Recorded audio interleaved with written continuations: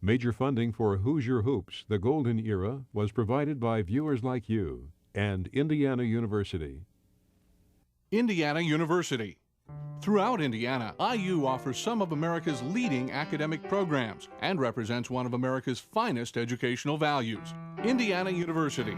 Quality education, lifetime opportunities.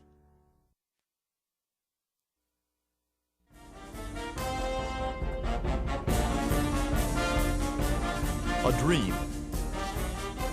It was really great because every kid's dream was to get to Butler Fieldhouse for a Final Four, and the backyards, the alleys, everything had the basketball goals up.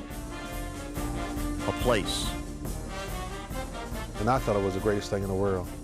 I mean, you know, it's like heaven. It was like heaven to me, you know, to be able to go and play in Butler Fieldhouse at that particular time, and it seemed so big and massive. One shot. I finally shot that shot 1,000 times, maybe more than that. And I stopped and shot a jump shot. And when it left my hands, I knew it was going in. The unforgettable experience. Hoosier Hoops, the Golden Era.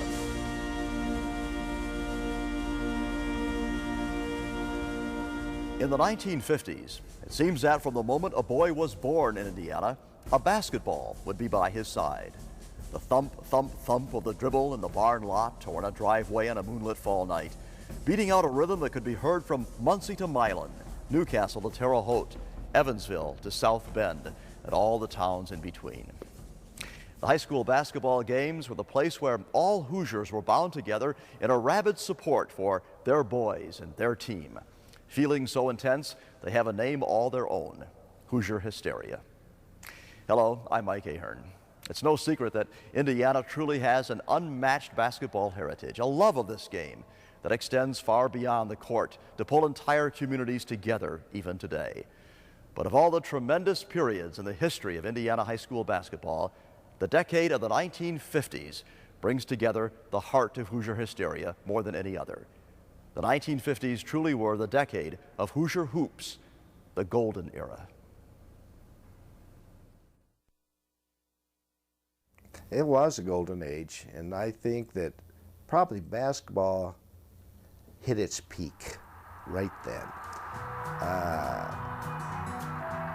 The interest was there from the fans. The athletes were dedicated to being the best they could be, and there was great harmony. I think the city of Indianapolis, Indiana had the greatest high school basketball in the country. And I think it was the most difficult, best competition. And the fans that generate so much emotion and excitement among the fans, I thought then and I think now, I think more about it now because I've grown up and got to look back on it. I thought it was tremendous. Basketball, you just grow up knowing that you're going to play basketball, you know. I lived on a farm when I was a kid. I had an outdoor court. We just shoot baskets. That's all there was to do. So, you know, that's what makes Indiana the hotbed of basketball, I suppose. When I was a kid growing up, that's all we did was play basketball. We didn't do much else. Everybody met at a court somewhere, at a school or outdoors, and you picked a team, you played, and you just did it by the hour. I think it was just a thing that was born. I don't know, you maybe inherited it, I don't know. But I think the state of Indiana was just known and just participated in basketball. You got little kids this tall right now. They got a basketball in their hand. People were feeling good. They were glad they were alive. Economic times were good. There wasn't competition of television. It had always been big here, but I think there was a great feeling at that time, and there was no competition. At that time, basketball was just so much more important to everybody than any of the other sports. Today, on a Friday night, you can watch 2 or 3 pro games, a couple of college games, even a high school game in many cases. So there just wasn't the competition back then. That was the thing to do on Friday nights. That was the place to see and be seen. That was the place to meet your friends. Decisions were made. The community lived around the basketball program. everybody went to the basketball games on Friday and Saturday nights. And decisions were made there. It didn't make any difference if you had a great team, a mediocre team, or a bad team. Your community followed you. The basketball team was the heart and soul of the community. Friday night was the night that the whole community lived for. I mean, that's when the boys played basketball. In that time frame, everybody was behind the 5 kids who were on that floor, and I don't know. I mean, it was that town's identification, and boy, they wanted to win basketball. That was its a badge of identification, and when they had winning teams, it was a major item of pride. The team was the focus of the community. You know, I think we've all seen those signs, especially if they got out of the sectional and they went to the regional. And they closed up. Of course, there wasn't a whole lot to close up, but they closed up everything and everybody went to the tournament. Now, high school basketball, maybe it was because we were at that age and we weren't into the college game or the pro game or that, but college or high school basketball was everything. That was everything.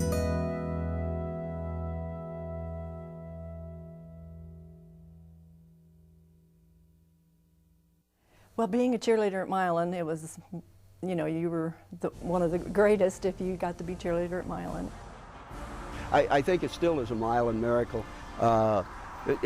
There's a lot made out of the fact that we had played with each other all through our grade school and high school, but that's not unusual. So did every other team in Ripley County. It isn't something that was so unusual.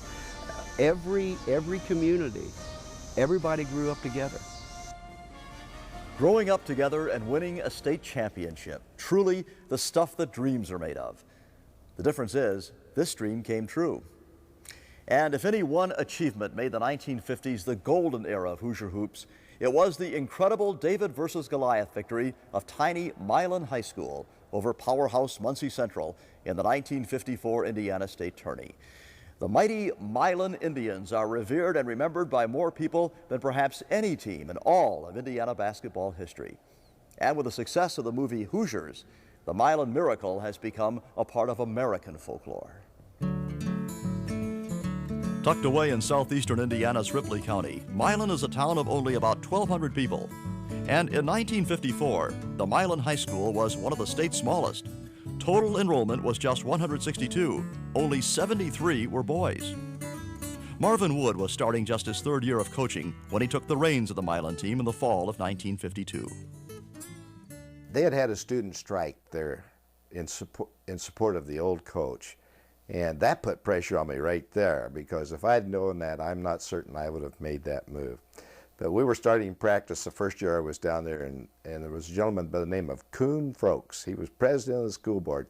He came into practice and he made this statement. Well, the old coach said these guys were good enough to make it to the field house. And that was pressure right there.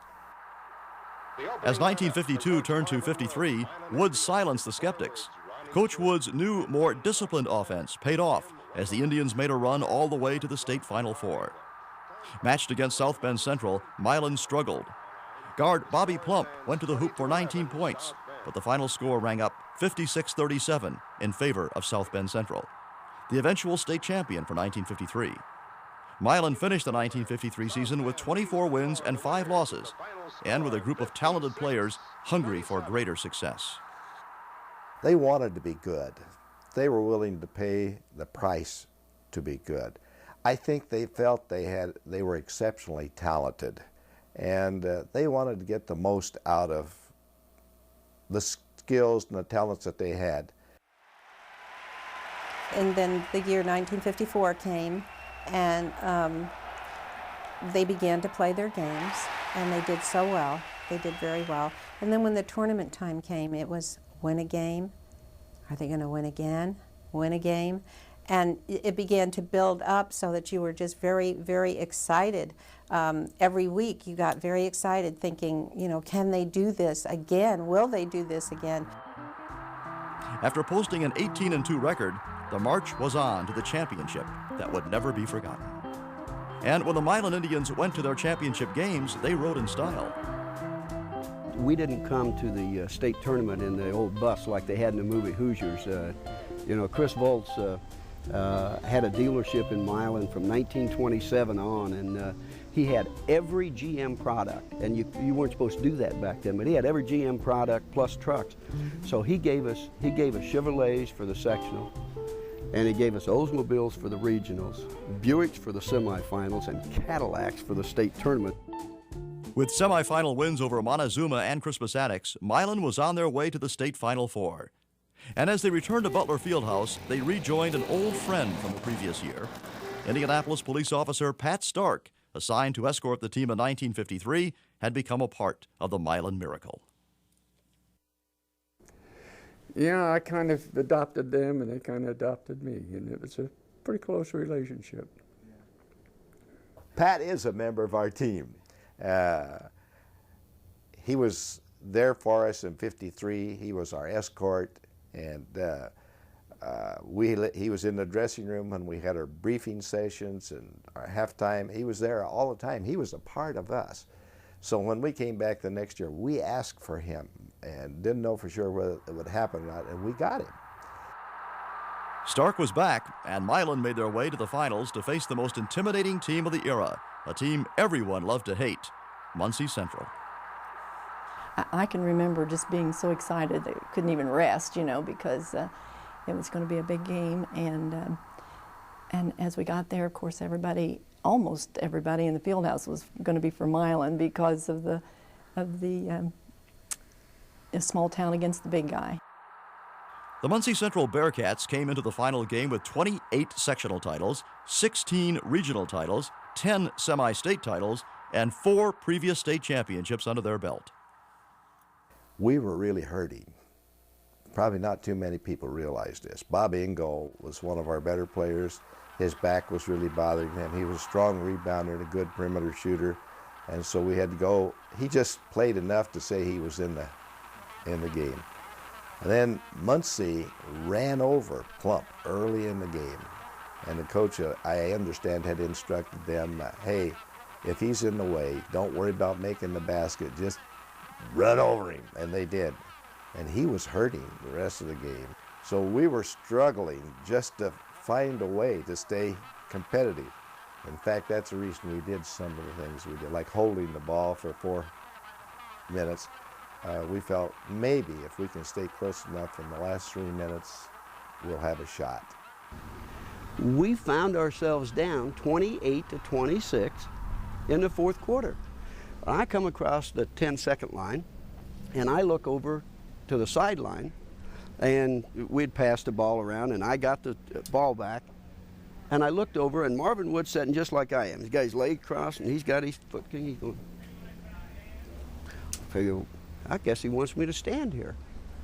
Well, I stood there for a little while, and I looked over after a minute, and he's going, well, I guess he wants to stand here some more. So I stood there for 4 minutes and 13 seconds, and people asked him after it was over, he said, what in the world was in your mind, Coach? He said, you got Plump standing out there, you're behind 28-26, 15,000 fans are screaming, in the finals of the state tournament, and I facetiously say, Woody, he said, well, I was just trying to think of something to do.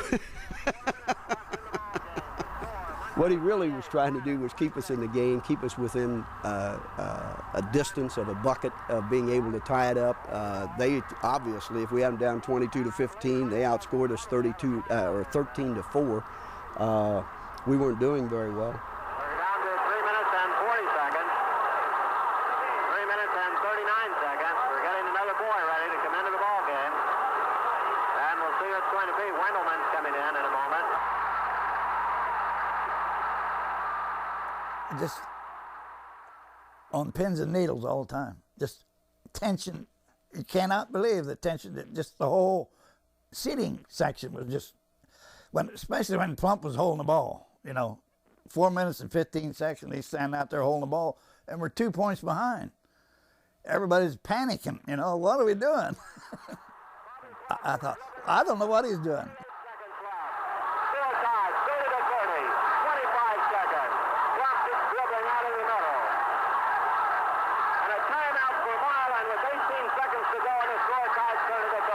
We called timeout with 18 seconds to go, and the score was tied 30-30, so we get in the huddle, and Woody, he said, okay, here's what we're going to do. He says, Kraft, you take the ball out, you throw it to Bob, and Bob, you just dribble around until there are 6, 7, 8 seconds to go, and then you can make your move. Just make sure they don't get a shot after you shoot. I said, let's go over that again. He said, well, I told him this game's, we're either going to win it or it's going into overtime. We're not going to shoot too early, because if we do, they have a chance to get back at us.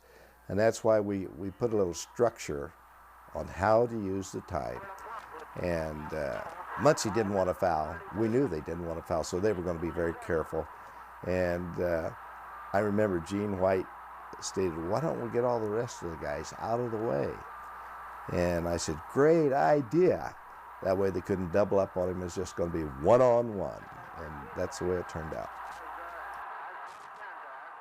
There was nobody that could guard Bob one-on-one, not let him drive or get his jump shot off, especially if he was his size or slightly taller. And Bob wasn't having a particularly great game that night, but so maybe he was due. But anyway, we felt that we had a great shot at winning it because we were going to get the last shot. If it went in, we were going to win the ball game. And I guess we still felt that we were in good condition as they were, and if it had to go into overtime, we would prevail. I got across 10-second line, Ray threw the ball back to me, and so help me, those 4 guys started going to the left side, and I looked, and here goes the 4 defensive guys, and I'm thinking, wow, you know. So I'm standing there with the ball, and I kept looking at the clock, and I think I started my move with about 6 seconds to go, and I faked left, and Jimmy Barnes just moved a little bit to his left and allowed me to go to the right, and he didn't want me to drive all the way, so he laid way back, and I got to the free throw line, which was the 5th way in our offense. I probably shot that shot 1,000 times, maybe more than that. And I stopped and shot a jump shot, and when it left my hands, I knew it was going in. And with 18 seconds to go, and the score tied 30-30. Seconds. Plump holds it. He's dribbling around. 10 seconds. 9 seconds. Bobby Plump dribbling. 6 seconds. Plump going down. Jump. Shoots from the circle. Scores! Now 1 second. The game's over. Milan wins.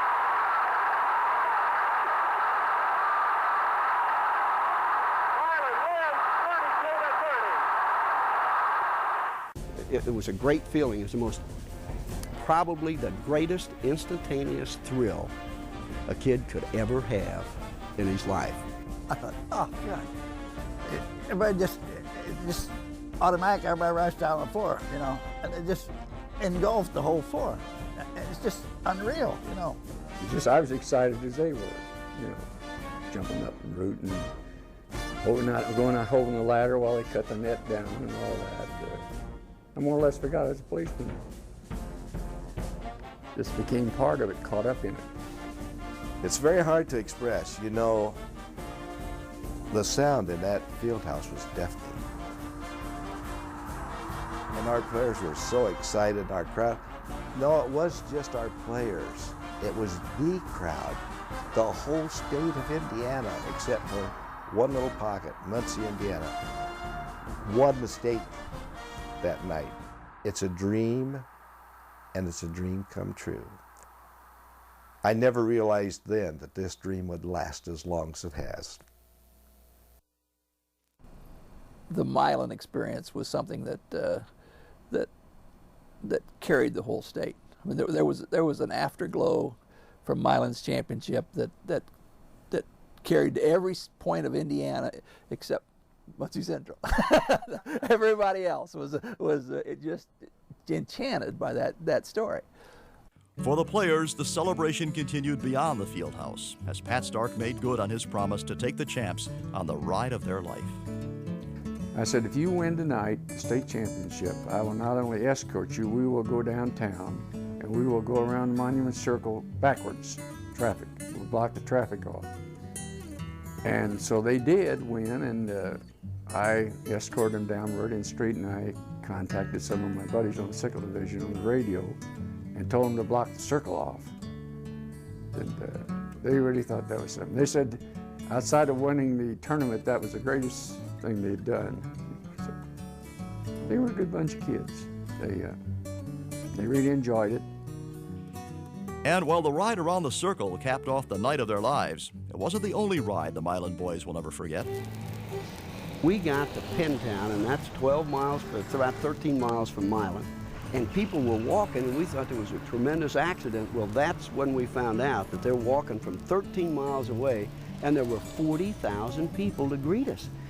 It was unreal. People on the rooftops, sitting everywhere you could think. They pulled an old semi-trailer flatbed out in front of the school, and that was our stage. And there were a mass of humanity out there in front of that. And they called on my wife, and she walks up there and she makes a statement. And she said, I want you to know it's nice to be important, but it's more important to be nice. And they all remember that, and we've all carried that with us. Their final record in 1954, 28 wins and 2 losses, and the state championship. Number 25, Bobby Plump, was the winner of the Trester Award, presented each year to the outstanding student athlete in the state tourney, and he was named Mr. Basketball for 1954. 9 of the 10 Milan players used their basketball success as a springboard to college, something rare for a Milan high school graduate in those days. But more than the awards, more than the championship, Milan became a part of Indiana basketball history, the shining example that defines Hoosier hysteria.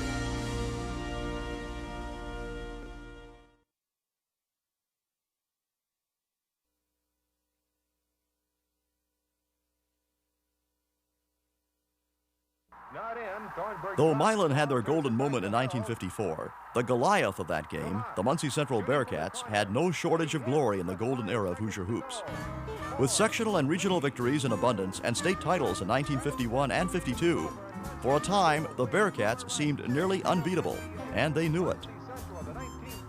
We got a lot of bad raps when we were in school because of maybe we were cocky, but when you're a winner, people are against you. Like I mentioned earlier, the New York Yankees, Notre Dame, and the Bearcats were all put in the same breath. That's who we wanted to beat. We beat them, we beat somebody.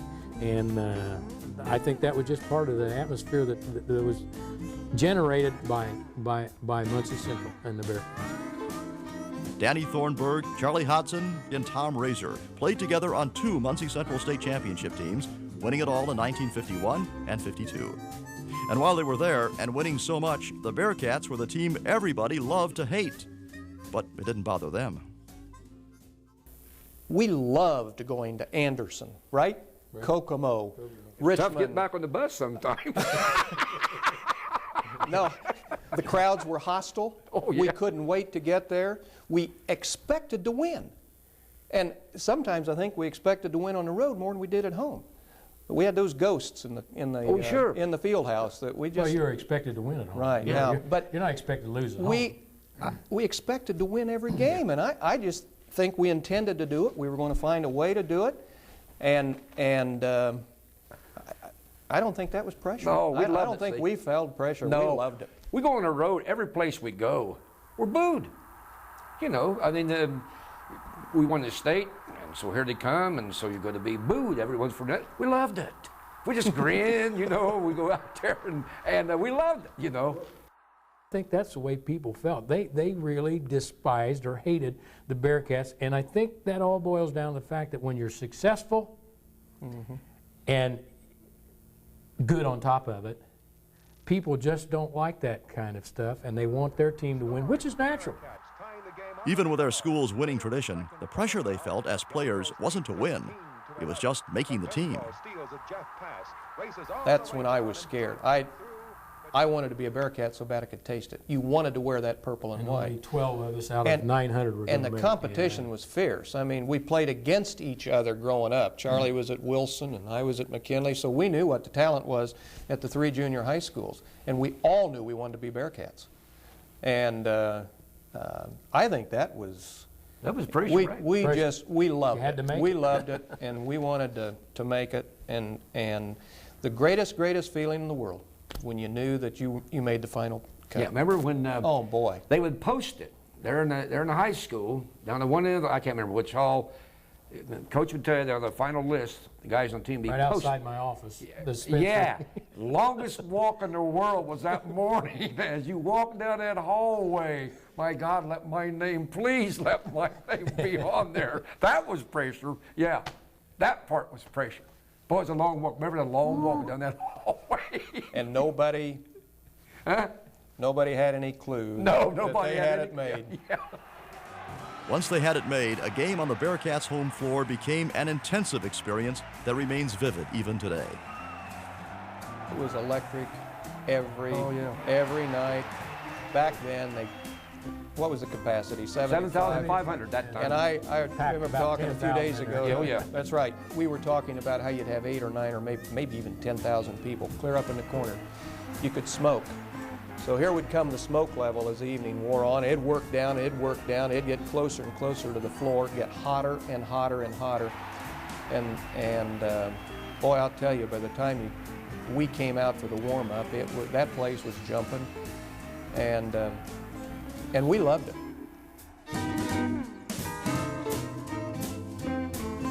It didn't surprise us that we won. Supreme self-confidence, perhaps, but I think that makes a winning team too. That makes a winning team. While the Bearcats were winning games and making enemies, another kind of cat was on the prowl on the western edge of the state. The Blackcats of Terre Haute Gerstmeyer were coached by legendary Howard Sharp, who developed his own winning tradition with a stable of hoop stars. Those were great years in Terre Haute. And the thing back then, too, we also had the Wabash Valley Tourney, which was the largest non-state tournament in the United States. We had 116 teams in that Wabash Valley tournament, and that was big to try to win that thing. So there were a lot of goals, but the ultimate was Butler Fieldhouse. I had Bobby Leonard and Harley, Uncle Harold. I had a lot of great players. In other words, I developed a lot of it, but I could only develop what God gave them. Leonard left the Blackcats behind after graduating in 1950. Then came the most famous trio to play in that era: Harley, Arlie, and Uncle Harold. Harley and Arlie Andrews were twin brothers, and they played together on the Gerstmeyer teams with their Uncle Harold. Well, Uncle Harold, as he's well known, is truly an uncle. He's my dad's youngest brother of 7 children, and he's 9 months younger than Arlie and I. And so we brought him up, taught him a little bit about basketball, and in his own right became a very good ball player. Arlie Andrews was the big scorer for the Blackcats, and together Harley, Arlie, and Uncle Harold led the team to 31 victories in 1953, all the way to the state finals championship game against South Bend Central. It was a game the Blackcats could have won if not for a mix-up on foul calls. Arlie, number 34, was charged with a foul his identical twin, Harley, number 43, actually committed. And it was true. There was an error made. There was no question about it. And we had many of the sports writers, the broadcasters, and everybody had it right, with the exception of the official scorekeeper, which was the most important. There was probably a 10-minute timeout discussion on that. I made the foul, and it was given to Arlie. Over to Smith, drives around and gives it now to Harley.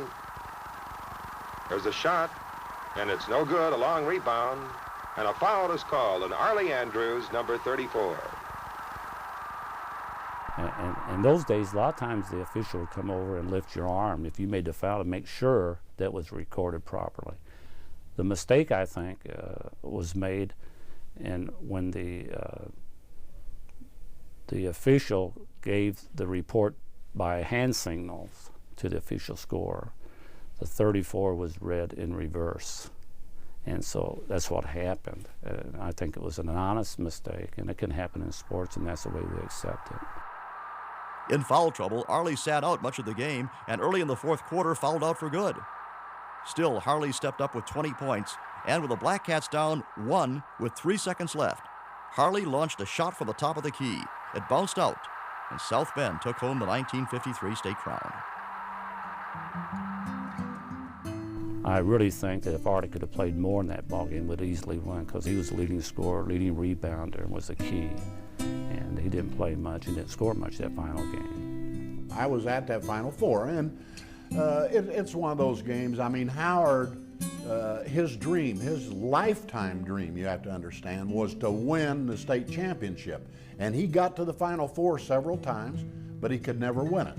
But what a wonderful career that he had, and the things that he did for all those kids through all those years that came up through Gershmeyer. That was his goal, to win the state championship. And I think it probably hurt him more than anybody. And if we should have won that, that would have been the greatest thing that we could ever have done for him. And I'm sure the other teams that went to the Final Four felt the same way. In the 50s, Sharp took his Blackcats on 4 trips to the state tourney Final Four. And his teams won 3 straight Wabash Valley tournaments, competing against more than 100 teams from Indiana and Illinois in the grueling midseason shootout.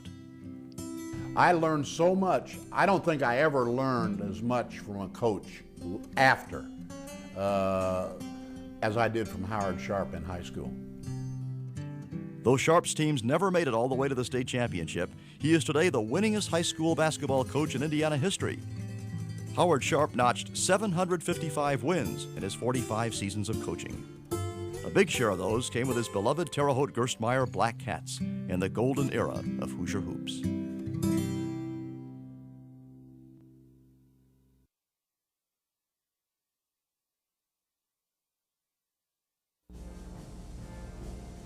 Can you imagine the fans and the excitement and the emotional highs? I mean, it was just wonderful, really. It was as I said before, it was the greatest times that I think anyone could have experienced going through high school. And I think that the whole city was proud, black and white, of Crispus Attucks. That's what I felt. Mm-hmm. Pressure makes the diamond. Mm-hmm. If pressure makes the diamond, maybe that's why the Crispus Attucks Tigers shone as brightly as any star in that golden era of Hoosier hoops. The Tiger teams of the 50s faced as much or more pressure than any other, both on and off the court. Created as an all-black high school in the 1920s, Indianapolis Crispus Attucks was still segregated in the 1950s. State titles in 1955, 56, and 59 put the now closed high school into the record book. But the enduring legacy of Crispus Attucks High School and its outstanding basketball tradition is found in the changed lives and changed attitudes of those who were touched by the Tigers. Even after leaving Attucks, we felt that we were still representing Attucks. We were not only representing Attucks, we were representing the black community. And there was no way we were going to do anything that was going to be embarrassing, you know, to us or to that tradition. You go to school the next day after you won a basketball game, and then around the community, people who really had no hope of ever getting anything out of life, at least they could feel good about something these young black, little skinny-legged kids accomplished. For Indianapolis Crispus Attucks, every step forward came with a struggle. With no gym of their own, the Tigers played every one of their games on the road. Later, as their success and popularity grew, the Tigers began playing many of their games in the Butler Fieldhouse, drawing crowds of over 14,000. There were many basketball fans in Indianapolis from other schools or without any allegiance to any school, who really would come to see Attucks play at Hinkle Fieldhouse, you know, almost every game, because, you know, it was really a good thing for the city to have a team like that they could accept, you know, and be proud of and respect. Winning the greatest respect was a Crispus Attucks Tiger whose name surfaces again and again as the best of the best in that golden era. Oscar was like a rubber band. He could stretch and reach farther than anybody I've ever seen in my life, and he got nothing but better after that. To me, he is the best that I have seen in Indiana high school basketball. Oscar Robertson would be a coach's dream, any coach's dream. I mean, with his ability, basketball ability, and as a person, great individual. You know, easy to coach, had leadership ability that made him make everybody else on the team better. For Oscar Robertson and many of the Crispus Attucks basketball players, their success was built through intense competition in a place called the Dust Bowl. Located on Indianapolis's near west side in the black neighborhood called Lockfield Gardens, Attucks players sharpened their skills in the Dust Bowl with long, hot summers spent shooting hoops. This is where you really hone your skills to playing against different competition, to be able to do the things without thinking. Instinctively, you do things you don't think about doing them. The rise of Crispus Attucks to basketball power began in 1951 when Ray Crow became the Tigers' coach. From the first, Crow was intent on making his players learn more than basketball. As you can see, he believed in winning, but you know, along with that, he also believed in building character. He was teaching more than just basketball, more than just winning on the court. He taught how to get along with people, all kinds of people. He taught fairness. He was a firm, fair, flexible person himself. In Crow's first year, Oscar Robertson's older brother, Bailey, and shooting star Hallie Bryant helped put Crispus Attucks on the map. A one-point last-second win over Anderson in the regionals was the stepping stone that took the 1951 Attucks Tigers all the way to the state Final Four before losing to Evansville Rights 66-59. Reaching the Final Four in 1951 gave Crow and the Attucks Tigers a picture of what they could achieve. Until 1955, no Indianapolis school had ever won a state championship, and no all-black school had ever won before. But that all changed as the Crispus Attucks Tigers won 31 games in 1955 and went all the way to the finals to face Gary Roosevelt, another all-black school. We kind of felt, isolated. That most of Indianapolis really didn't appreciate it. Matter of fact, we sort of suspected when we played Gary Roosevelt, and that would never happen again, two black teams playing for the state. We sort of felt that the majority of the people in the stands wanted them to win rather than us, so we wouldn't be the first team to win the state championship for Indianapolis. Only 8 seconds to go. The guy's going to get there. 6 seconds. There's Ford firing. And it's all over. Indianapolis wins their first state basketball championship. No matter the adversity, junior Oscar Robertson scored 30 points, and Attucks took apart Gary Roosevelt, defeating them 97-74. The Tigers' 97 points is a final game scoring record that still stands. You're happy, of course. You're happy with the guys. It's an emotional thing. It's a high emotional times, I should say. We knew we accomplished something that a lot of teams, we knew we were number one in the state. All these teams that played, it came down to those two teams, which happens every year, and we were the best. Though victory was sweet, the celebration of Attucks' first state title is a memory tainted by the attitudes of the time. Really, when we had the bonfire, we were a little disappointed at the celebration afterwards because we all of a sudden realized that we didn't have the full support of Indianapolis. We were taken around the circle a couple of times and then back into the black community, and that was sort of a downer. It really kind of destroyed the celebration. Though the championship celebration may have fallen short, the enthusiasm of Attucks fans never did. And no Tiger victory was sealed until the fans belted out their unofficial victory theme. When we know that we're going to be victorious, and usually the times that I have been, or I was there, We'd started from not the bench, but the chairs there. And I'd just start off, whoever we were playing. Old Muncie is tough, and Muncie's rough. They can beat everybody, but they can't beat us. Hidey, hidey, hidey, hi.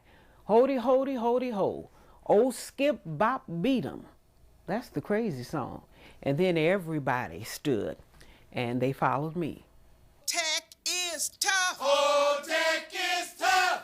And Tech is rough. And Tech is rough. Well, they beat everybody. Well, they beat everybody. But they can't beat us. But they can't beat us. Hidey, hidey, hidey, hi. Hidey, hidey, hidey, hi. Hodey, hodey, hodey, ho. Hodey, hodey, hodey, ho. Oh, Skip Bop beat 'em. Oh, Skip Bop beat 'em. That's the crazy song. That's the crazy song. When Attucks High School basketball team reached that point, it was time for the crazy song. We knew that Attucks High School had just knocked out that team that was on the floor, and now it was time to jump up and cheer and be led in the crazy song.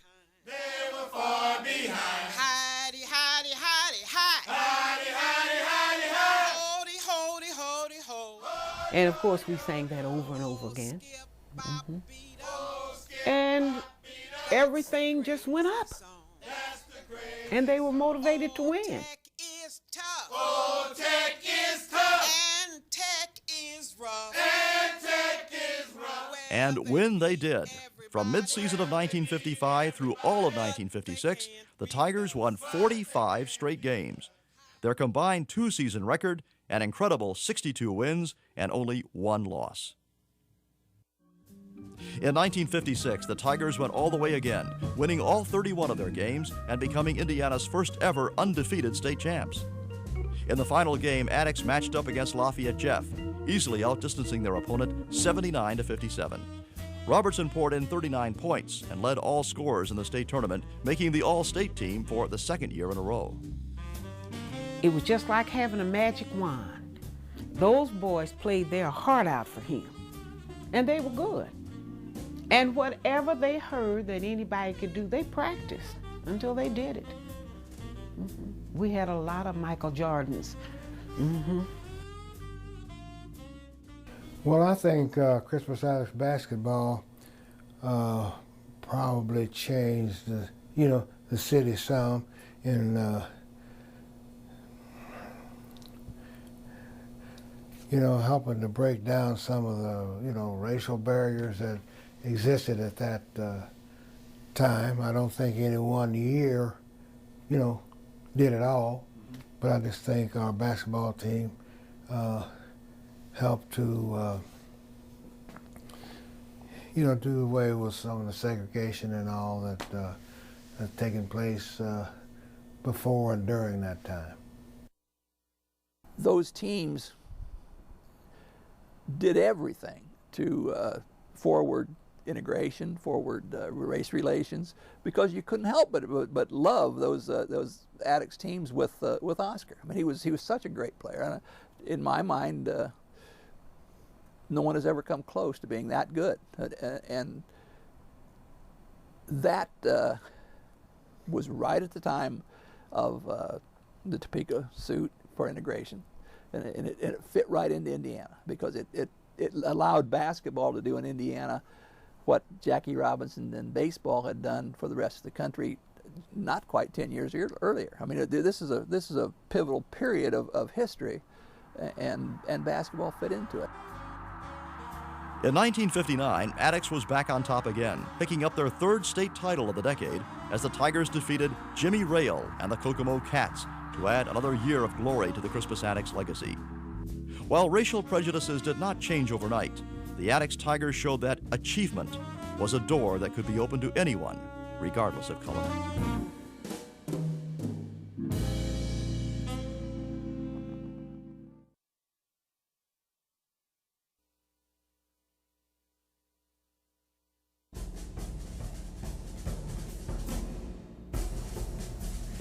In the 50s, perhaps no place in Indiana meant more to a community than the local high school gym. The gym was the scene of school dances, pep rallies, graduation ceremonies that will live on in a lifetime of memories. But first and foremost, the high school gym in Indiana was built for hoops. The Friday night games made the gym the place to be. In November of 1951, Huntingburg Happy Hunt built to hold 6,214 people, over 1,000 more than the town's population. And they weren't alone. Many schools adopted this strategy to ensure home court advantage during tournament times. Of the 20 largest high school gyms in America, 18 are right here in Indiana. And the Hoosier State has more than 30 high school gyms with a basketball seating capacity of over 5,000. The biggest? Of course, it's the legendary Newcastle Fieldhouse. The people of Newcastle were very tired of losing every regional at Muncie. And so they decided that they were going to build a gym even bigger than the Muncie Fieldhouse in order to convince the IHSAA that the regional should be moved to Newcastle. And they did that. They built a gym of over 9,000. It's still the biggest gym in the United States, the biggest high school gymnasium in the United States. With a capacity of 9,325, the Newcastle Fieldhouse was built as perhaps the capstone on the golden age of Indiana high school basketball, dedicated on November 21st, 1959. The huge Newcastle Fieldhouse actually got its start in a rather unusual way 3 years earlier. In the mid-1950s, the people of Newcastle decided that they needed to build a new high school. And the high school was built on the south side of town, but they didn't have the funds at the time to build a new gymnasium. When the local school board put thumbs down on including a new gym in their plans for a new high school, basketball fans took matters into their own hands. They formed a not-for-profit corporation called Gym Now. And first of all, they had a fundraising campaign. They raised about $200,000 just through, they let students out of the high school during the day to do odd jobs for people. They had public car washes. They had parades and fundraising events. I would guess there was more money raised by nickels and dimes than there was by any kind of big givings. Clubs in school would raise $10. People in the community would do this, that, and the other thing and contribute. Then they sold about $800,000 in bonds, in 20-year bonds, to members of the community. And that was the way they raised the over $1 million they needed to build the gym without using tax money. And in 20 years, they paid the gym off and handed it over to the high school, debt-free. In 1956, a torchlight parade kicked off the Gym Now campaign. Construction on this monument to Hoosier hysteria began in the winter of 1958. My parents, I remember I was 4 years old, my parents brought me over here to the high school where the gym was being built. And we came up beside this huge hole in the ground. It was, I found out later, it was over 300 feet by 200 feet and 50 feet deep. And I remember my dad saying, that's where we're going to play basketball in about another year. And I thought, how are we going to play basketball down in this hole? I had no idea how it was going to be done. And I remember coming into the field house for the first time and as a 5-year-old and just being overwhelmed. By the fall of 1959, Newcastle Roundball fans had their incredible facility. Through their Gym Now campaign, the people of Newcastle had built not just the biggest high school basketball gymnasium in Indiana or the Midwest, but the biggest in America.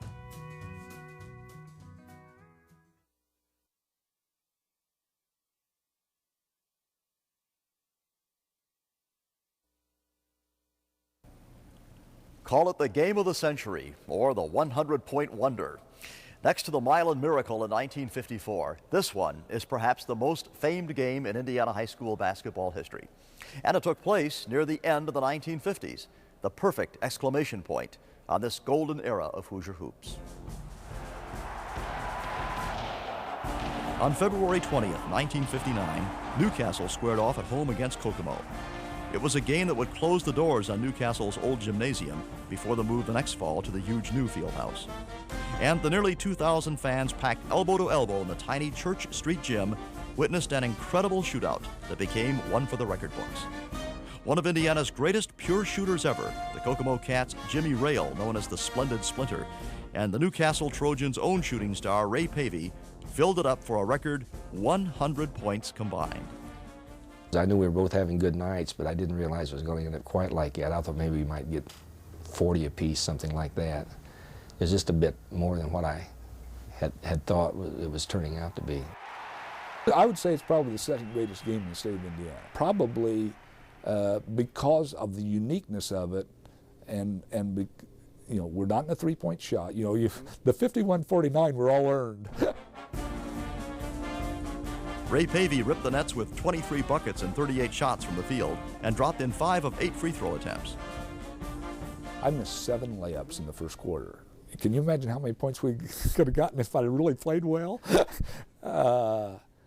You know, I played. You know, my game was terrible in the first quarter, and I was just I was untouchable in the second quarter. You know, I got 21 points in the second quarter. That's a lot of buckets. Jimmy Rayl, a long-range bomber, arced 18 of his 33 shots into the hoop and was a deadly 13 of 15 from the foul line. Joe, my coach, I mean, you couldn't shoot enough to suit him. I mean, obviously you had to make some once in a while to make him happy, but he didn't hold you back. I mean, and not only did I shoot, my teammates would. I mean, I shot a lot, but my teammates got a lot of shots too. The Jim had such great range. I don't know of anybody ever that has had the kind of range of shooting Jim had. Yeah, I mean, literally, one step across the 10-second line was a good shot, and if you let him alone, he'd shoot it, and probably it'd go in. Everybody has their right to their opinion, but if I had an open shot and I didn't take it, I'd feel like an idiot. You know, I'll take the first good shot, because you know, if you can't take that, you can't make that, you might as well not be out there. The final box score read 51 points for Ray Pavey, 49 points for Jimmy Rayl. In the end, Pavey and the Newcastle Trojans outgunned Rayl and the Kokomo Cats to win 92-81. Yet Kokomo would ride the wave and Jimmy Rayl's splendid shooting all the way to the 1959 Indiana State Finals, falling to the Crispus Attucks Tigers in the championship game. Still, that one night in late February of 1959, when Ray Pavey and Jimmy Rayl combined for 100 points, their century game, is another golden memory in the history of Hoosier hoops.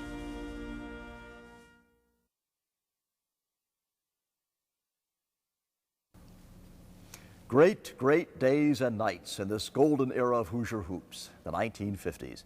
Well, perhaps a simpler time. Fewer distractions to take attention away from this all-important game that created a bond between people. Entire communities joining together to will their team to victory, sharing an experience that would hold a place in their memories even now, more than 40 years on. You know, I think when I played was the best of times. I wouldn't trade it for anything. And I think you're here on this earth for reasons, you know. I was here for that reason. I don't know why. I mean, you know, who knows why you're born when you are, and you're here and you get an opportunity to do something with yourself. And I think that's where a lot of people fail. They don't think they're here for anything, but you are here. Everyone is here for a reason. And sometimes, and I don't know what the reasons are. I don't know what the reason. I mean, I don't know what's in store for me in life, but I want to accomplish more. You know, I mean, during those days, I didn't know when I first started playing basketball in Lockfield and that I'd ever win a championship or go on to college to graduate. You just don't think about those things, but they happen, you know. And I think they all happen for a reason. And I think Crispus Attucks was brought along to really give the black community something to hold on to, and they really did, and pulled them all up. I'm happy for that.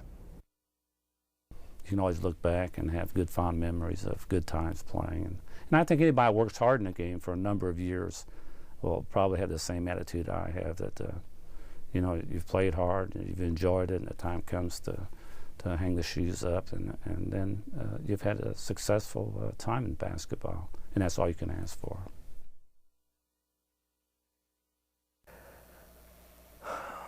Some of the most precious moments of my life.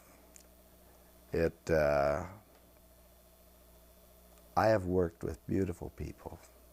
The associations are unbelievable.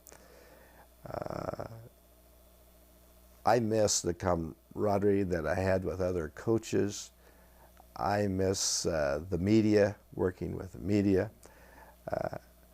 But I love to visit with my players when they come back. It's just something. There's a bond there that's almost difficult to explain. It's not like family, but it's special. It's as close to family as you can get. Gosh, it was fun. I was fortunate enough to play with great people. They are still friends today, and you know, the whole game of basketball makes so many friends for you, and I don't think I can go any place in the United States when I won't bump into somebody that has some kind of connection because of basketball. Well, the dust is all going to settle, and when the dust all settles and the game comes to an end, you can't take material things with you, but boy, you can sure take a lot of memories.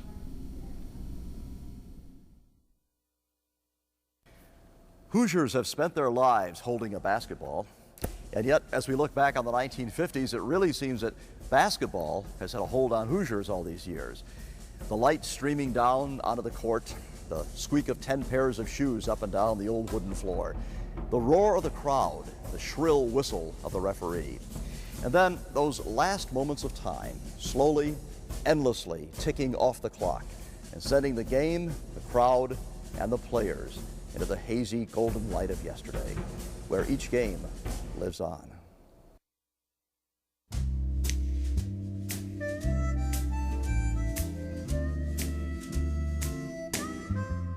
It's just a little round ball through a little round hoop. When it comes to you, there are only two things to do. You gotta pass that thing or step up and shoot.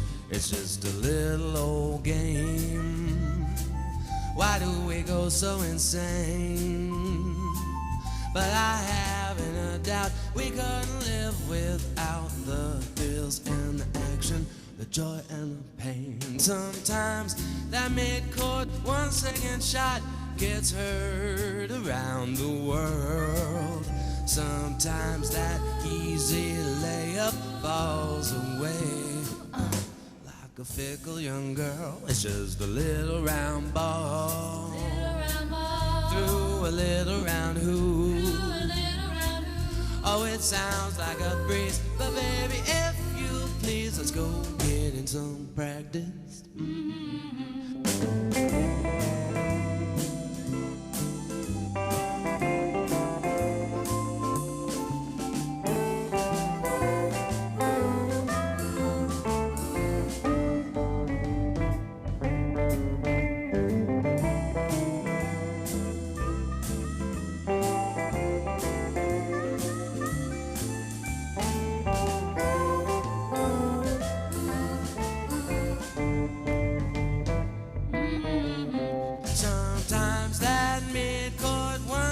Shot gets heard around the world. Sometimes that easy layup falls away like a fickle young girl. It's just a little round ball through a little round hoop. Oh, it looks like a breeze, but baby, if you please, let's go get in some practice. It's just a little round ball through a little round